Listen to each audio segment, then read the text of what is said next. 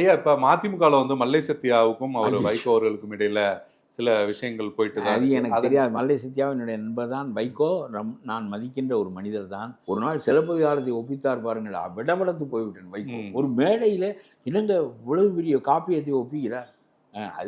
அது இருக்கட்டும்.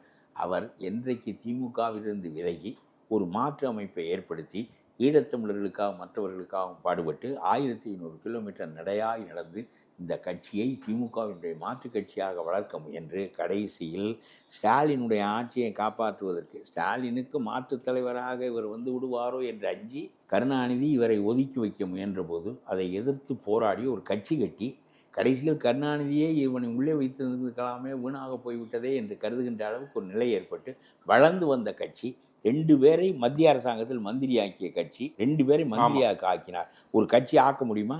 விஜயகாந்த் கட்சி ஆனதா? மற்ற கட்சிகள் ஆனதா? இவர் 2 பேரை மந்திரியாக ஆக்கினார். ஏனென்றால் அரசியல் போராடியவர். இவ்வளவும் செய்துவிட்டு கடைசியில் எல்லாரும் ஓடி போய்விட்டார். மத்திய மல்லை சத்யா இருந்தார், அவரும் போகிறார்.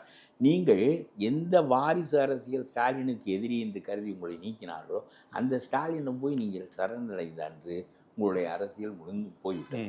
ஆச்சி ராயல் குலோப் ஜாமுன் பேக்ஸ் 1 வாங்கினால் 1 இலவசம்.